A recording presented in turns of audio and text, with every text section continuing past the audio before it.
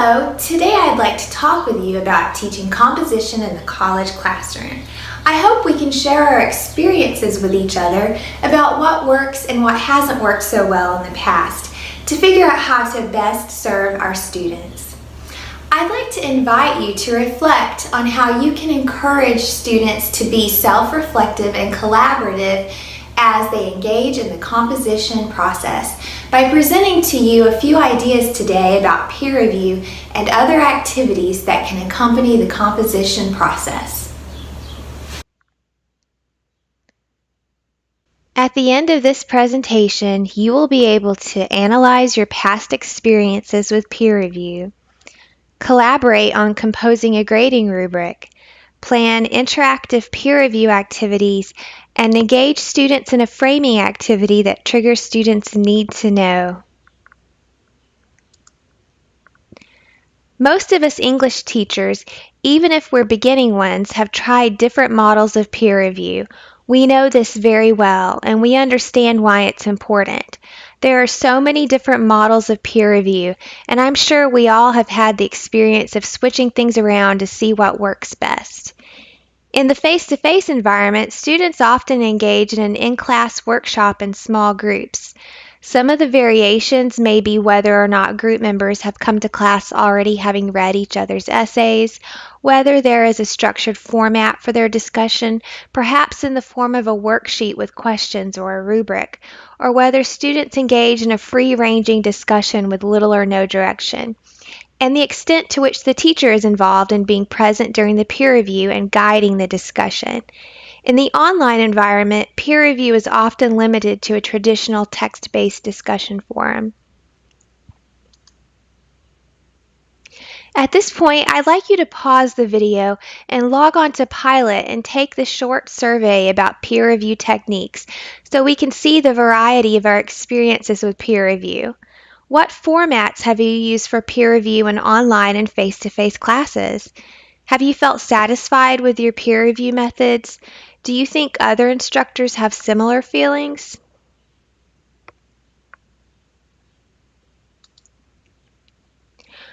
What did you discover in the survey results? Perhaps it confirmed what you found to be true. Unfortunately, many English teachers have had the experience of being disappointed in the quality of feedback that students give to each other. They overlook important pieces of advice or give bland affirmations to each other. Even giving a word count requirement to written peer review or requiring specific references to the grading rubric often does not force them into a more constructive mode. Even if they aren't the magic bullet for improving student peer feedback, you should be using a rubric. If you aren't already using rubrics, they are a great way to make sure your grading standards are consistent, and if you share them with your students before they write their essays, rubrics provide transparency about grading and result in better learning outcomes. One way to increase effectiveness is to increase student buy-in to the assessment process by providing a reasonable opportunity for them to collaborate with you on the rubric that will be used to assess their essays. I suggest beginning with a skeleton rubric that you've designed yourself, then allowing students to collectively modify it and elaborate on it. Let's model this ourselves.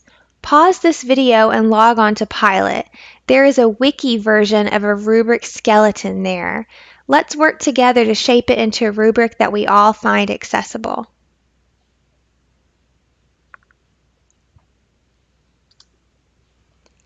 Even when peer review isn't ideal, at least, we often tell ourselves they are engaging with each other in a way that enhances social presence in the classroom, and there can be value in that.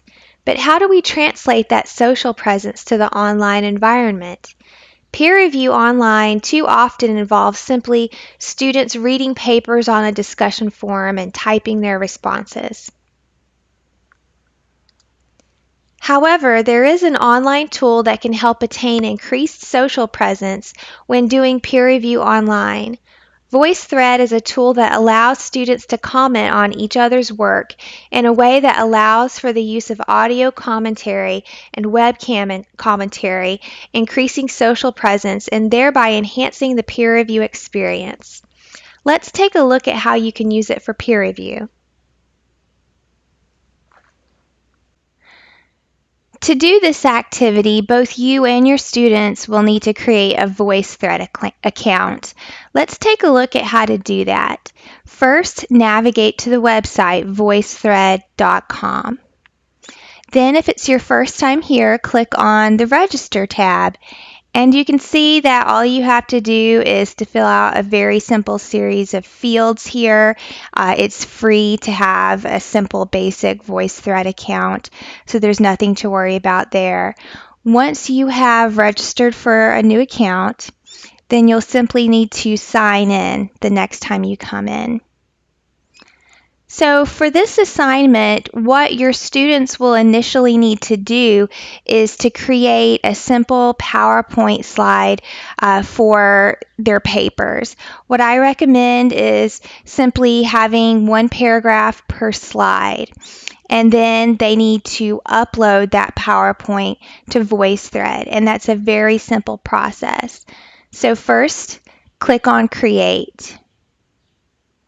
Then as you can see, you can drag and drop files here, or you can click on Add Media and simply navigate to whatever field, whatever file is appropriate on your computer. And then enter a title and save it. And it will start uploading to Voicethread very simply. So this should pose no problem for students. So let's take a look at an example of what this would look like from the perspective of the peer reviewers once the student has uploaded their paper. So they would come and, using the provided link, they would access the Voicethread. And what I suggest is that students use the first slide to give an overview in which they self-assess their strengths and concerns about their essay. What did they think they did well? What sorts of concerns do they want their peers to address? This has several different functions. First, it engages the student in an active metacognition about their own work. And secondly, it provides an initial framework for peer replies. So, coming from the perspective of a peer reviewer, after taking a look at this slide, you can come down here, and there are several simple ways that a peer reviewer can reply. The first way is simply typing a comment below. So that's something that you should consider, especially for accessibility purposes. The webcam and audio versions are not currently accessible. However, the text is. There's also the option to do audio over your phone here, in which you provide the phone number of your cell phone and have the system call you, and you can record the audio over your phone.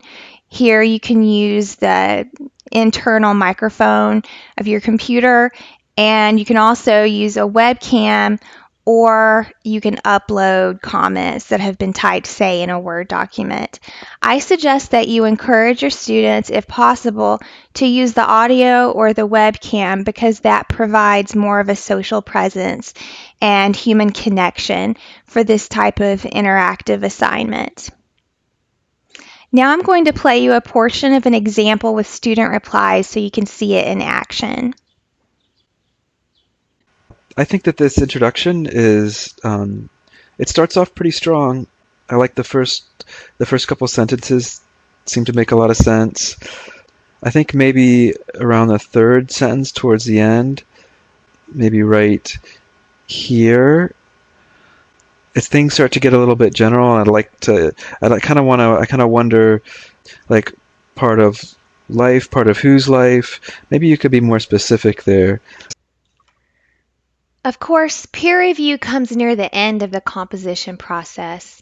Let's back up and talk about a framing technique we can use to open our lesson prior to the beginning of the writing process. When it comes to older students in the higher education environment, the andragogical principle of the need to know is especially important. Students want to know why the learning experience is important to them and how it connects to their experience outside the classroom. This framing activity involves projecting declarative statements on the screen and having students declare their opinion about the statement. They then debate each other and try to sway each other's opinions. For a writing class, these declarative statements might include, "I believe that the writing I do in this class will help me prepare for the future," or "I believe that it is important for an educated person to be able to express themselves well in writing." This activity can be translated to the online environment using Voicethread. If that option is not available to you, it can also be replicated using a traditional discussion forum, perhaps combined with an online survey. Let's take a look at a demonstration of how this activity can be used in Voicethread. I don't really know if the writing skills I learn will help me. Like if I go into agriculture, like I'm thinking, I don't think I'm going to need to know what a thesis statement is to do anything. But maybe if my grammar gets better, that'll be good, and I'll be able to write a better email. Hey Aaron, you might not know this, but writing comes up a lot in the workplace and in your social life. I know it comes up in my social life and where I work all the time. So I really think you should take this class. It'll really help you in all walks of life. No matter whether you're teaching in the face-to-face environment or online, it's important to consider how you frame your lessons with book-ended activities and assignments. In this case, beginning with having students justify in their own words their frustration or confusion with why the learning experience is important, or alternatively, their understanding of its importance, can be a great way to engage the principles of andragogy and get immediate student buy-in with the learning process. Similarly, having students go through a peer review process after they've written their essays can be a way for them to gain some control and exercise some authority over their learning. It also creates a collaborative environment that appeals to adult learners. Ultimately, of course, every class is different, and you'll know best what works for your students. It's important to encourage a dynamic that is collaborative and warm, which will make these activities more successful. As we end today, I'd like you to take a moment to reflect on how you might incorporate framing activities in your own classroom. What makes sense to you? What seems like the most successful model to follow? After you've done some reflecting, please take a moment to complete an assessment posted on our learning management system. And please let me know what you decide to try the next time you teach composition.